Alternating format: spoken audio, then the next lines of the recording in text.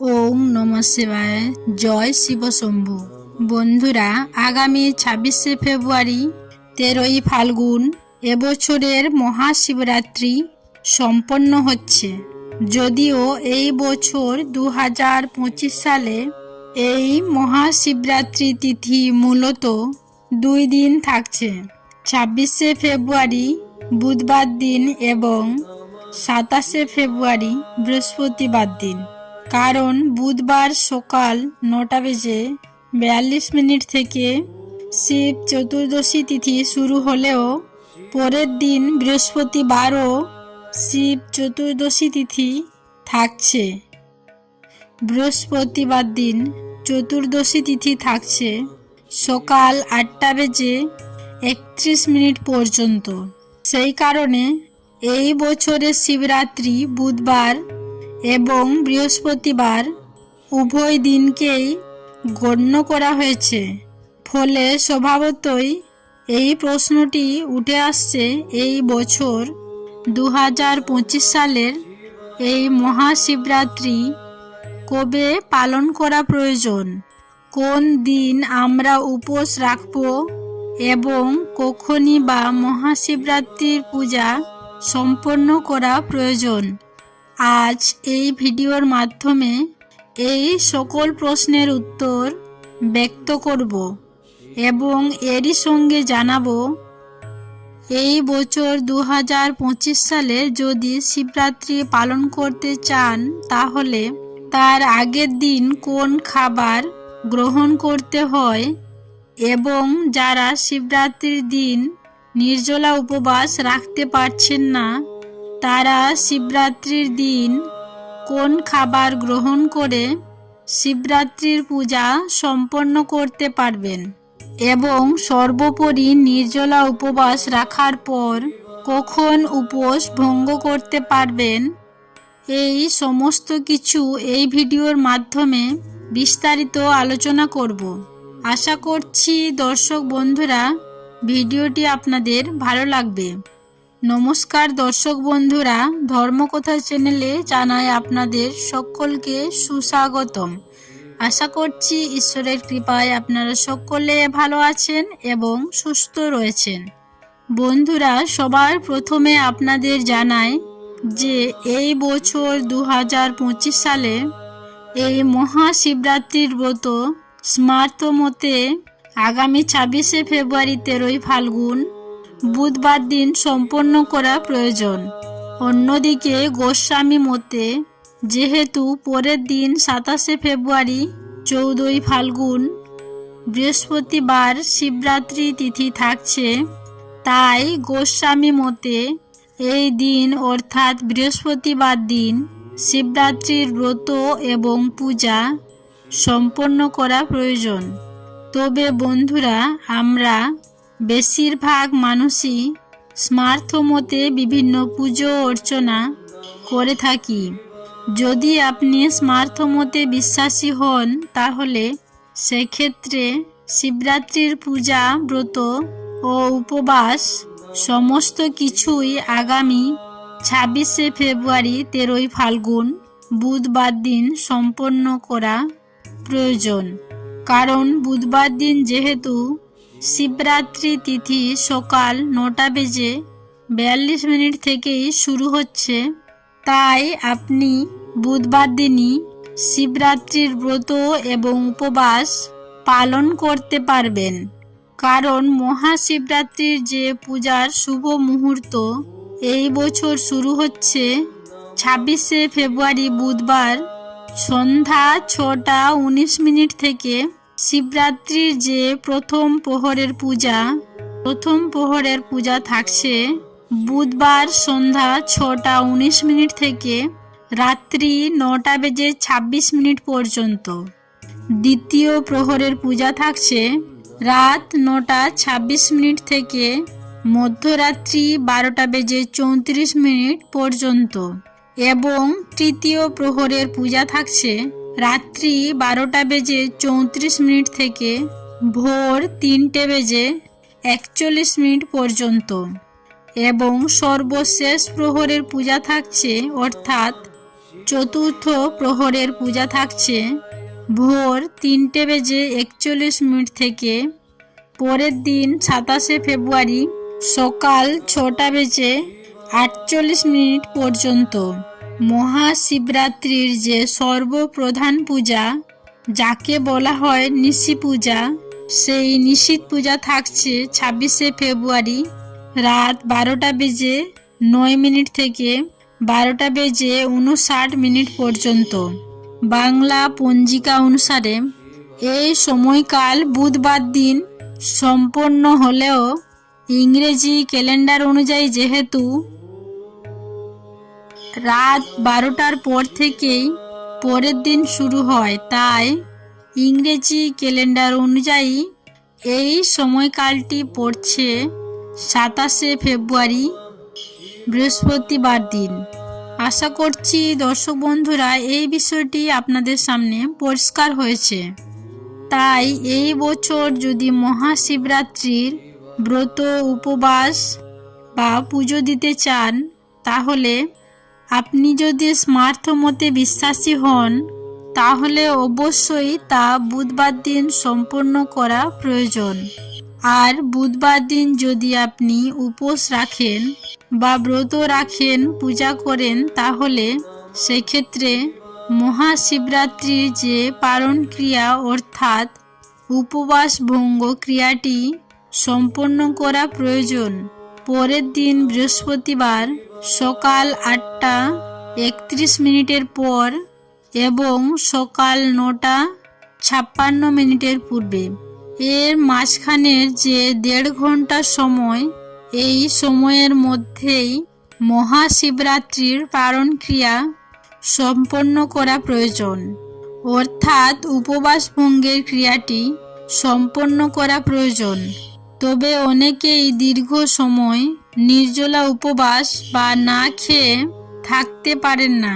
সেক্ষেত্রে মহাশিবরাত্রির প্রথম প্রহরের পূজা সম্পন্ন করার পরেও আপনি মহাদেবের অনুকল্প প্রসাদ গ্রহণ করতে পারেন। তবে ভাত, রুটি বা অন্যান্য রবিশস্যের খাবার তা পারণ ক্রিয়া সম্পন্ন হওয়ার পরই গ্রহণ করা প্রয়োজন। যারা গোস্বামী মতে বিশ্বাসী, তারা মহাশিবরাত্রির পরের দিন বৃহস্পতিবার সম্পন্ন করতে পারবেন। তাদের পারণ ক্রিয়া সম্পন্ন করা প্রয়োজন পরের দিন 28শে ফেব্রুয়ারি শুক্রবার সকাল 6:56 পূর্বে। এইবার দর্শক বন্ধুরা আপনাদের সামনে ব্যক্ত করব শিবরাত্রি পালনের সময় আপনি যদি নির্জলা উপবাস না রাখতে পারেন, সেক্ষেত্রে কোন কোন খাবার গ্রহণ করতে পারেন। আগের দিন অর্থাৎ ত্রয়োদশীর দিন কোন খাবার গ্রহণ করতে হয়। যদি শিবরাত্রির ব্রত করতে চান, তাহলে বন্ধুরা আগের দিন অর্থাৎ ত্রয়োদশীর দিন অবশ্যই সংযম পালন করতে হয়। বন্ধুরা, শিবরাত্রির আগের দিন অর্থাৎ আপনি যেদিন ব্রত রাখবেন তার আগের দিন রাত্রে, তো বন্ধুরা এই খাবারটি যেন নিরামিষ হয়। এই আহারটি অতিরিক্ত তেল মশলা বিহীন সাত্ত্বিক আহার হওয়া প্রয়োজন।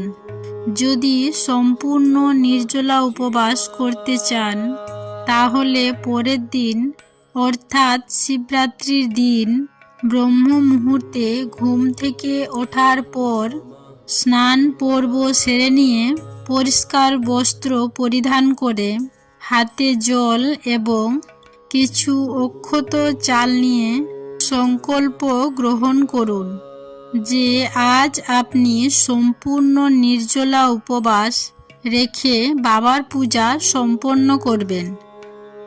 যদি সম্পূর্ণ নির্জলা উপবাস আপনি না রাখতে পারেন, অর্থাৎ শারীরিক কারণে বা অন্য কোনো কারণে যদি এই বিষয়টি করতে না পারেন, তাহলে সেক্ষেত্রেও সকালবেলায় স্নান পর্ব সারার পর বাবার কাছে এই বিষয়ে সংকল্প গ্রহণ করা প্রয়োজন যে আজকের দিনে কোনো প্রকার পঞ্চ রবি শস্যের আহার গ্রহণ করবেন না, অর্থাৎ ধান থেকে তৈরি খাবার, গম থেকে তৈরি খাবার, যব বা ভুট্টা থেকে তৈরি খাবার, ডাল জাতীয় খাবার এবং সর্ষের তেল থেকে তৈরি খাবার। আজকের দিনে যদি শিবরাত্রির ব্রত পালন করে থাকেন তাহলে এগুলি গ্রহণ করতে নেই। তবে বন্ধুরা, আপনি ফলাহার করতে পারেন। ডাবের জল খেয়েও এই ব্রত সম্পন্ন করতে পারেন। সাদা তেলে সবজি রান্না করে সেটি গ্রহণ করেও এই ব্রত সম্পন্ন করতে পারেন। দুধ বা দুগ্ধ জাতীয় যে কোনো প্রকার সামগ্রী অর্থাৎ মিষ্টি, সন্দেশ ইত্যাদি গ্রহণ করেও এই ব্রত সম্পন্ন করতে পারেন। অনেকেই প্রশ্ন করে থাকেন যে চা, কফি ইত্যাদি শিবরাত্রির দিন কি গ্রহণ করা যাবে? যদি সম্পূর্ণ নির্জলা উপবাস মনস্থির না করেন তাহলে সেক্ষেত্রে অবশ্যই এগুলি গ্রহণ করা যাবে। তবে যদি আপনি নিরামিষ আহারও গ্রহণ করেন, এই পঞ্চরবি শস্যর মধ্য থেকে কোনোটি গ্রহণ করবেন না। তেল মশলাবিহীন খাবার এই দিন গ্রহণ করবেন না। আপনি সাবুর দানা, সাবুর পায়েস, সাবুর খিচুড়ি এগুলি গ্রহণ করতে পারেন। বন্ধুরা, সমস্ত ব্রতের মধ্যে শ্রেষ্ঠ ব্রত হল শিবরাত্রির ব্রত। বলা হয় এই ব্রত পালন করলে ধর্ম, অর্থ, কাম, মোক্ষ চতুর্বিধ ফল লাভ করা যায়। শাস্ত্র অনুসারে পৃথিবীর সকল ব্রতের সম্মিলিত ফল পাওয়া যায় শিবরাত্রির ব্রত পালনে। তাই এই শিবরাত্রির ব্রত নিঃসন্দেহে একটু কঠিন। এই ব্রতে অনেকটাই সংযম পালন করতে হয়। আর এই সংযম আমরা তখনই পালন করতে পারি যখন আমরা ব্রত পালনের পূর্বে সংকল্প গ্রহণ করব যে আজ আমি এই বিষয়টি পরিত্যাগ করব। আর সেই কারণে আমাদের সবথেকে প্রয়োজনীয় বিষয় হলো আহার, সেটি পরিত্যাগ করার কথা বলা হয়। এর মাধ্যমে আমরা নিজেদেরকে সংযমের জন্য প্রস্তুত করে থাকি। সেই কারণে যদি আপনি সম্পূর্ণ দিন নির্জলা উপবাস করতে পারেন তাহলে খুবই ভালো হয়। আর তা যদি কোনো কারণে সম্ভব না হয় তাহলে এই সমস্ত জিনিসগুলি আপনি একবেলা গ্রহণ করে বাবার পূজায় নিজেকে নিয়োজিত করতে পারেন। যদি আপনি শিবরাত্রি পালন নাও করে থাকেন তাহলে এই দিন কখনোই আমিষ জাতীয় আহার গ্রহণ করবেন না। সবজি হিসেবে আপনি আলু, রাঙা আলু, চাল কুমড়ো, লাউ ইত্যাদি গ্রহণ করতে পারেন। তবে বেগুন এই দিন খেতে নেই। যে কোনো প্রকার মিষ্ট জাতীয় ফল এই দিন গ্রহণ করে শিবরাত্রির ব্রত পালন করতে পারেন। তবে টক জাতীয় ফল অবশ্যই পরিহার করুন। যারা উপোস করছেন বা সম্পূর্ণ নির্জলা উপবাস রাখছেন তারা পরের দিন বাবার যে পালন ক্রিয়া অর্থাৎ পালনের পূজা সম্পন্ন করার পর বাবার প্রসাদ গ্রহণ করে উক্ত দিনে তেল মশলাবিহীন নিরামিষ সাত্ত্বিক আহার গ্রহণ করতে পারেন। এই দিন বাবার উদ্দেশ্যে যে চাল আপনি নিবেদন করেছেন সেই চালের ভোগের খিচুড়ি বা হবিষ্যান্ন আপনি গ্রহণ করতে পারেন। এই দিনে পঞ্চ রবি শস্য গ্রহণের কোনো প্রকার বিধিনিষেধ নেই। আপনি নিঃসন্দেহে এটি গ্রহণ করতে পারেন। তবে শিবরাত্রির এই পালনের দিনও আমিষ জাতীয় আহার ত্যাগ করা প্রয়োজন। আশা করছি দর্শক বন্ধুরা আজকের ভিডিওটি থেকে আপনাদের অনেক প্রশ্নের উত্তর পেয়েছেন। এরপরেও যদি আপনাদের মনে কোনো প্রশ্ন থেকে থাকে তাহলে অবশ্যই কমেন্ট বক্সে জানাতে পারেন। সবাই ভালো থাকবেন, সুস্থ থাকবেন এই কামনা করে আজকের ভিডিওটি আমি এখানে সমাপ্ত করলাম। নমস্কার ও ধন্যবাদ। ঈশ্বর আপনাদের মঙ্গল করুক।